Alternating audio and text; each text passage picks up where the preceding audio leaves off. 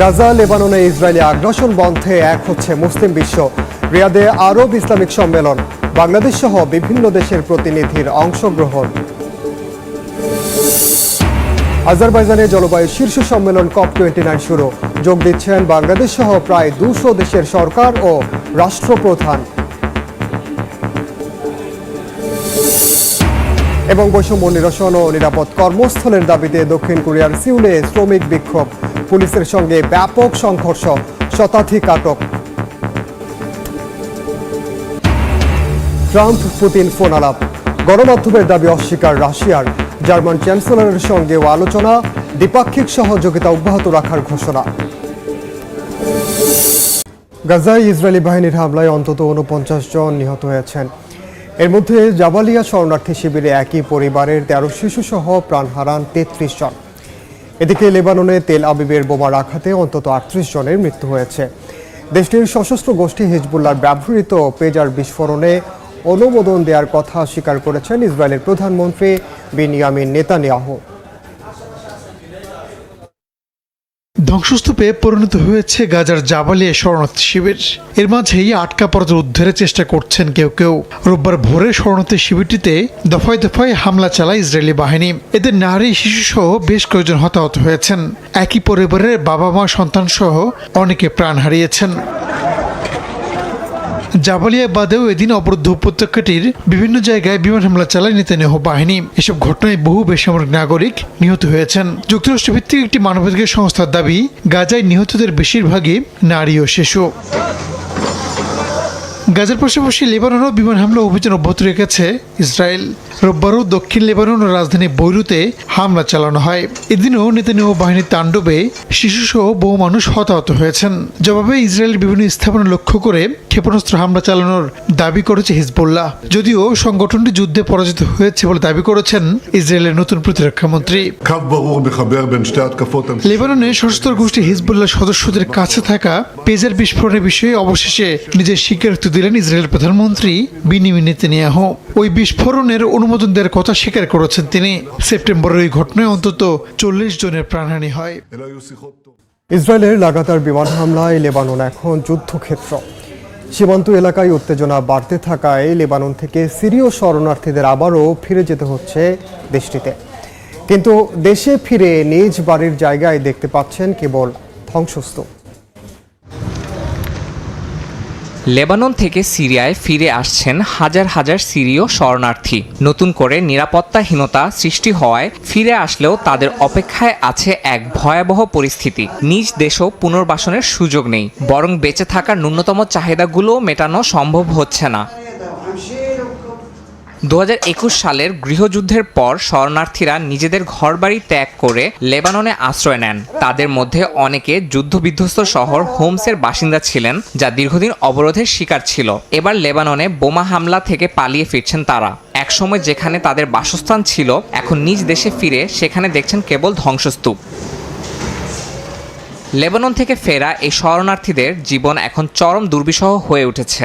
আশ্রয়, খাবার, পানি, জ্বালানি সহ প্রায় সব কিছুতেই সংকট মোকাবিলা করতে হচ্ছে। কোনো রকম সাহায্য ছাড়া শীতের আগেই নিজেদের ঘর পুনর্নির্মাণ করার দায়িত্বও নিতে হচ্ছে তাদের। এই অবস্থায় যাদের সামান্য সামর্থ্য রয়েছে, তারা জানেন না কিভাবে এই জীবন যুদ্ধ চালিয়ে যাবেন। ন্যূনতম প্রয়োজন মেটাতে এই শরণার্থীদের রীতিমতো হিমশিম খেতে হচ্ছে। জাতিসংঘের শরণার্থী বিষয়ক সংস্থা জানায়, প্রায় 4,60,000 মানুষ লেবানন ছেড়ে যেতে বাধ্য হয়েছেন, যাদের 71% সিরীয় শরণার্থী ছিলেন। বিশেষজ্ঞদের মতে, শরণার্থীদের অধিকাংশই সিরীয় নাগরিক হওয়ায় দেশটিতে বিশাল চাপের সৃষ্টি হতে পারে। গাজা ও লেবাননে ইসরায়েলি হামলা বন্ধে কার্যকর আন্তর্জাতিক পদক্ষেপ নিশ্চিত করতে আজ সৌদি আরবের রিয়াদে বসছে যৌথ আরব ইসলামিক সম্মেলন। এতে অংশ নিতে দেশটিতে পৌঁছেছেন আরব ও মুসলিম বিশ্বের নেতারা। সম্মেলনে বাংলাদেশ প্রতিনিধি দলের প্রধান হিসেবে অংশগ্রহণ করবেন অন্তর্বর্তী সরকারের পররাষ্ট্র বিষয়ক উপদেষ্টা মোহাম্মদ তৌহিদ হোসেন।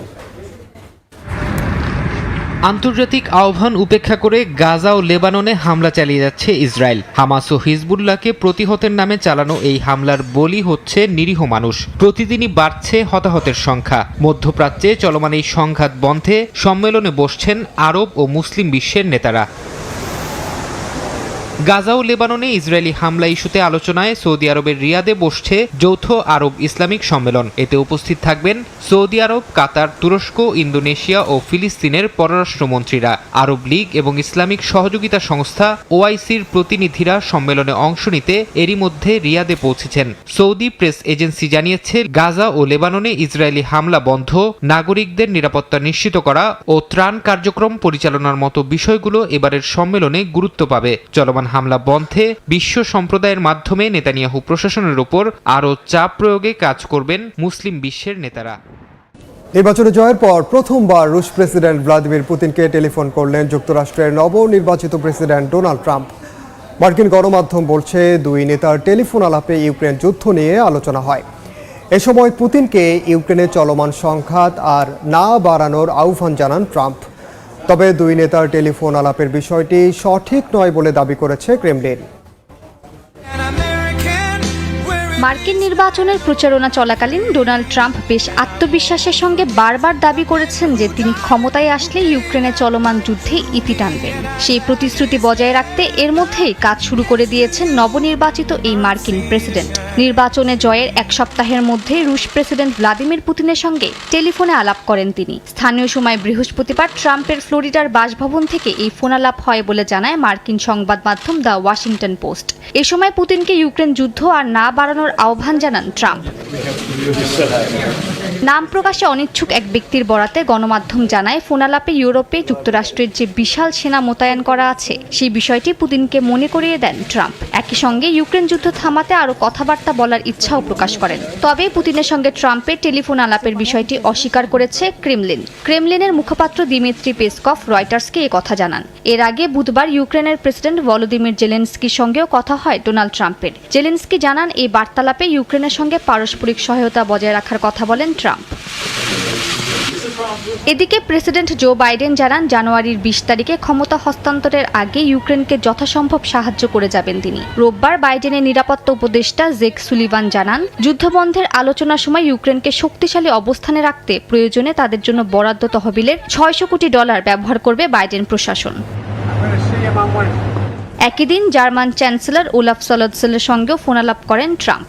এই সময় ইউরোপে শান্তি ফিরিয়ে আনতে একসঙ্গে কাজ করতে রাজি হন তারা। জার্মান সরকারের মুখপাত্র জানান, যুক্তরাষ্ট্র এবং জার্মানির মধ্যে পারস্পরিক সহায়তা বজায় রাখার ইচ্ছা পোষণ করেছেন সলৎস। এইমাত্র ইরানের সাথে যোগ দিল ট্রাম্প, ভয়ে দেশ ছেড়ে পালালো নেতানিয়াহু। দর্শক, নবনির্বাচিত হয়েছেন ডোনাল্ড ট্রাম্প। ইতিমধ্যে ডোনাল্ড ট্রাম্প নবনির্বাচিত হয়ে ইরানের সাথে যোগ দিবেন ইসরায়েলের বিপক্ষে লড়তে। আর তাই তো ইতিমধ্যে বিশ্বের মুসলিম দেশের সাথে বৈঠক শেষ করেছে যুক্তরাষ্ট্রের নতুন president Donald Trump. Donald Trump ইতিমধ্যে বলেছে, আমি প্রেসিডেন্ট হওয়ার আগ পর্যন্ত ফিলিস্তিনে যত রকমের হামলা হয়েছে তা মেনে নেওয়ার মতো নয়। কেননা বাইডেন আসলে নেতানিয়াহুকে আশ্বস্ত দিয়েছে জন্যই ইসরায়েলের প্রেসিডেন্ট নেতানিয়াহু ফিলিস্তিন এবং গাজায় হামলা করার সাহস পেয়েছে। তাই নেতানিয়াহুকে দমন করতে বিশ্বের মুসলিম দেশগুলোর সাথে যুক্ত হলেন ডোনাল্ড ট্রাম্প। আর তাই তো ভয়ে দেশ ছেড়তে প্রস্তুত নেতানিয়াহু। তো দর্শক, এ নিয়ে আপনাদের মতামত অবশ্যই কাম্য। ধন্যবাদ।